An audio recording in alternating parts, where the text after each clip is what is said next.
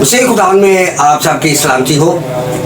मेरे कुछ स्टूडेंट्स थे जिन्होंने यूट्यूब पर एक वीडियो देखा जिसमें कोई जाट भट्टी साहब हैं और वो सवालत कर रहे हैं और बड़े नामों के दावे कर रहे हैं, पता नहीं क्या क्या कर रहे हैं। तो उनके सवाल थे, ये थे कि मसीह खुदावंत को ज़मीन और आसमान का इख्तियार किसने दिया।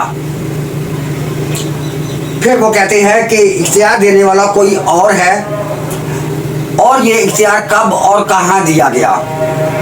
और मैं चाहता हूँ कि इसके और मेरे स्टूडेंट जो थे वो चाहते हैं कि मैं उन्हें इन सवालों के जवाब दूँ ताकि वो भी इस बात को जान सके और इस बात की जो तफसील है उसको बेहतर तरीके से समझ सकें। तो हम शुरू करते हैं। तो ये सवाल जो है वो इतने पेचीदा भी नहीं है कि मैं कोई भी एक मसीही जो ईमानदार है, जो बाइबल को जानने वाला है, इन सवालों के जवाब ना दे पाए। ये कोई इतने पेचीदा नहीं है।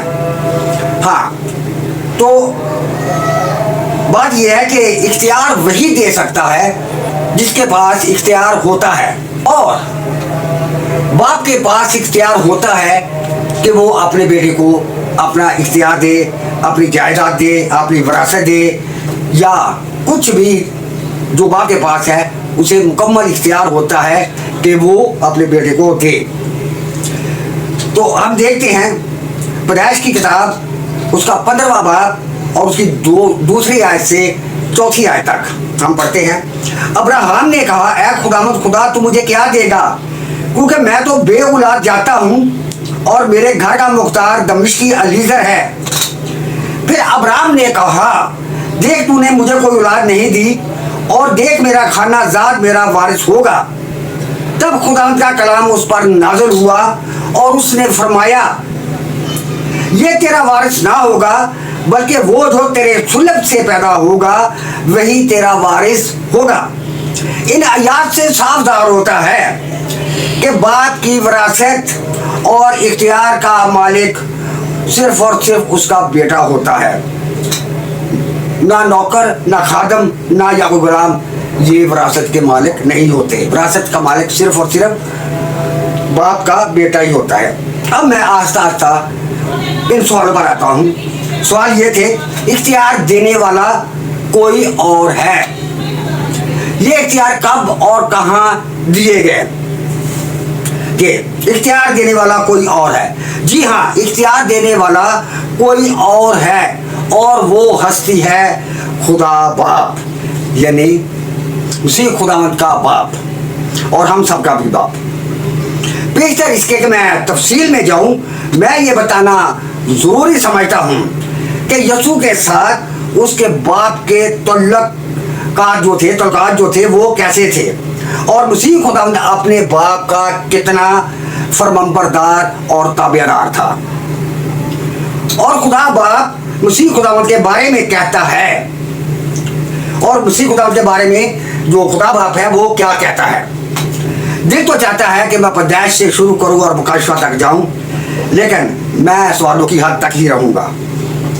अब इन सवालों को समझने के लिए सबसे जरूरी जो बात है वो है तसलीस को समझना, यानी बाप, बेटा और रूह कुद्दस को समझना। लेकिन ये एक अलग मौजू है, मैं इस तरफ नहीं आऊँगा। अब खुदा जो है, खुदा बाप यीशु के बारे में क्या कहता है, यानी खुदा का बयान। अब मत्ती की इंजील उसका 3रा बाब और उसकी 17वीं आयत, और देखो आसमान से ये आवाज़ आई कि ये मेरा प्यारा बेटा है जिससे मैं खुश हूँ। अब दूसरा वाला देखते हैं, मत्ती 17वां बाब उसकी 5वीं आयत का आखिरी हिस्सा, और उस बादल में से आवाज़ आई कि ये मेरा प्यारा बेटा है जिससे मैं खुश हूँ, इसकी सुनो। मरकस नामा बाप और उसकी दूसरी आयत भी यही बयान करती है। अब खुदा बाप की मोहब्बत, ये खुदा बाप की मोहब्बत है जो वो अपने प्यारे बेटे से करता है और कहता है कि इसकी सुनो। ये हमारे लिए हुक्म है कि हम मसीह खुदावंत के बारे में की बात को सुने, क्योंकि मसीह खुदावंद वो खुदा है जो खुद कहता है, कौन है जो मुझ पर गुनाह साबित करता है। मसीह खुदावंद में कोई झूठ नहीं है, कोई फ्रेब नहीं है, इसलिए खुदा बाप भी उसकी गवाही देता है कि इसकी सुनो। अब हम यीशु की फरमाबरदारी को देखते हैं। फिलिप्पियों उसका दूसरा बाब और उसकी 8वीं आयत, और इंसानी शक्ल में ज़ाहिर होकर अपने आप को पस्त कर दिया और यहाँ तक फरमाबरदार रहा कि मौत बल्कि सलीबी मौत गवारा की। मसीह खुदावंद ने खुद कहा कि वो अपनी मर्जी नहीं बल्कि आसमानी बाप की मर्जी पूरी करने आया है। जब मसीह खुदावंद बागे गस्तमनी में दुआ कर रहे थे तो वहां पर भी वो यही कहते हैं कि मेरी मर्जी नहीं बल्कि तेरी मर्जी पूरी हो। और मसीह खुदावंद ने अपनी फरमाबरदारी और ताबियादारी की इंतहा कर दी। जिस बेटे से बाप इतना प्यार करता हो और बेटा भी जान देने तक वफादार हो, तो क्या उसका बाप उसे अपनी विरासत या अपना इख्तियार ना देगा? लेकिन इसके लिए कि तुम जानो कि इब्ने आदम को जमीन पर गुनाह माफ करने का इख्तियार है।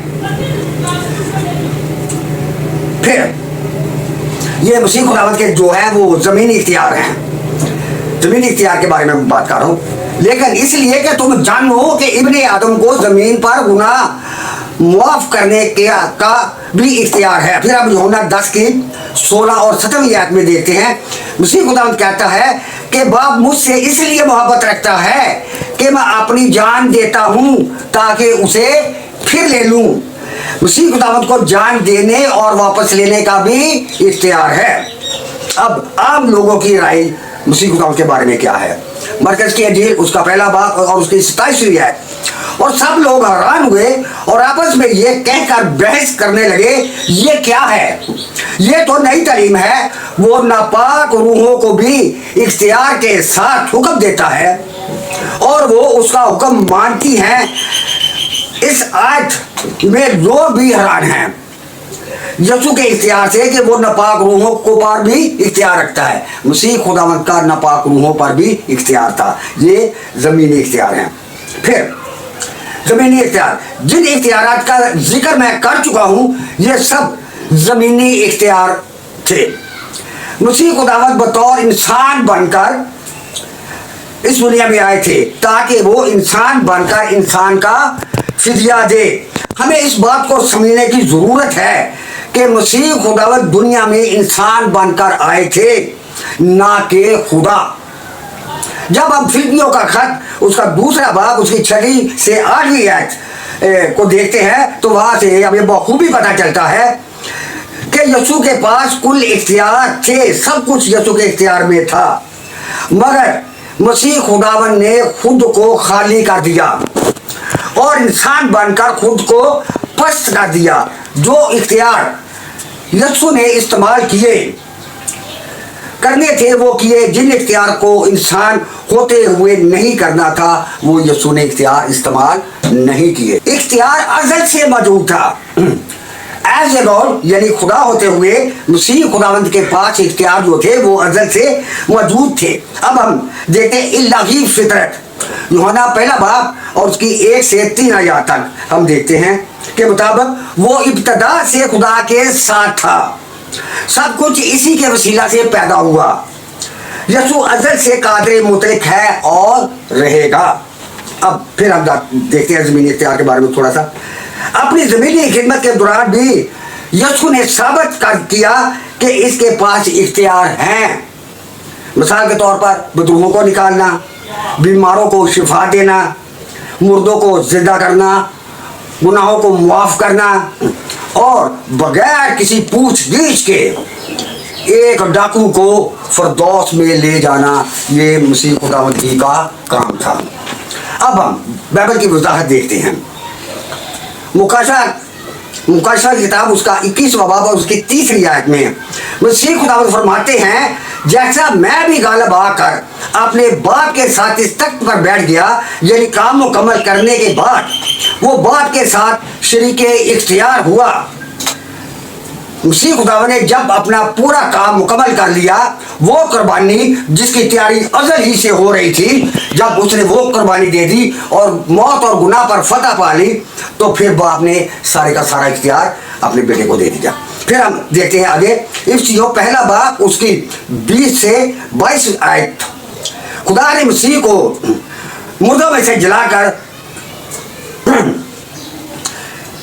खुदा ने मसीह को मुर्दों में से जलाकर सब हुकूमत और इख्तियार से बुलंद किया और सब कुछ इसके पांव तले कर दिया। अब बाइबल मुकद्दस के मुताबिक यीशु को जमीनों आसमान का कुल इख्तियार खुदा बाप ने दिया। फिर हम देखते हैं कि यीशु को ये इख्तियार कहाँ मिला। ये इख्तियार तो यीशु के पास अज़ल ही से था, मगर मत्ती के इंजील 28वां बाब उसके 18वीं आयत के मुताबिक गलील के एक पहाड़ पर यहाँ यीशु ने अपने 11 शागिर्दों को जमा किया था। फिर अब थोड़ा सा पस मंजर भी देखते हैं। यह यीशु की तरफ से शागिर्दों को अजीम मिशन या दुनिया भर में खुशखबरी फैलाने का हुक्म देने से पहले का वाकया है। फिर हम मत्ती 28 के 18 के मुताबिक ये इख्तियार सलीबी मौत और कुर्बानी के जरिए गुनाहों पर फतह पाने के बाद का वक़्त था। फिर आगे देखते हैं हम मसीह को जिंदा होने के बाद क्या क्या इख्तियार मिले। मत्ती 28:18 के मुताबिक शागिर्दों को पूरी दुनिया में मनादी के लिए भेजा गया। दूसरा तीमुथियुस उसकी चौथा बाब और उसकी पहली आयत, जिंदों और मुर्दों की अदालत करेगा। फिर हम देखते हैं यूहन्ना के इंजील 5वीं आयत में लिखा है, क्योंकि बाप किसी की अदालत भी नहीं करता, बल्कि उसने अदालत का सारा काम बेटे के सुपुर्द किया है। अब यहाँ पर क्लियरली बात है कि बाप जो है वो अदालत नहीं करता, उसने अदालत का सारा जो इख्तियार है वो अपने बेटे को दे दिया है। फिर आखिरी अदालत का इख्तियार भी मसीह खुदावंद के पास है और 1000 साला बादशाही का इख्तियार भी मसीह खुदावंद के पास है। अब वो खुदा की मर्जी पूरी हो चुकी थी। अब यीशु के जलाल का वक़्त था, ताकि खुदा के साथ अपने असली जलाल में जो वो दुनिया की पैदाइश से पेशतर रखता था शरीक हो। यूहन्ना 17वां बाब उसकी 5वीं आयत। मगर इससे पेशतर जरूर था कि वो अपने शागिर्दों पर, जिनको वो दुनिया में अपने पीछे छोड़ने वाला था, ज़ाहिर करे कि अब मेरा पसहाली का ज़माना गुजर चुका है और अब मेरे अरूज का वक़्त है और अब मैं दोनों जहान का मालिक हूँ। आसमान और ज़मीन का सारा इख्तियार मुझे दिया गया है। खुदा बाप ने इख्तियार दिया और मसीह खुदावंद ने इसका ऐलान किया और खुदा बाप के पास मुझे देने के लिए और आपको देने के लिए भी बहुत से इख्तियार है। वो खुदा बाप इख्तियार देने की कुदरत और सलाहियत रखता है। शर्त ये है कि मसीह खुदावंद जैसे आप भी फरमाबरदार और ताबेदार हों, ताकि आपको भी इख्तियार मिले। अगर आपने इख्तियार हासिल करने हैं तो मसीह खुदावंद जैसी फरमाबरदारी करें, क्योंकि लिखा है जान देने तक भी वफादार है तो मैं तुझे जिंदगी का ताज दूंगा। और जिसे जिंदगी मिल जाती है उसे सब कुछ मिल जाता है। मसीह यीशु में आप सबको बरकत मिले। आमीन।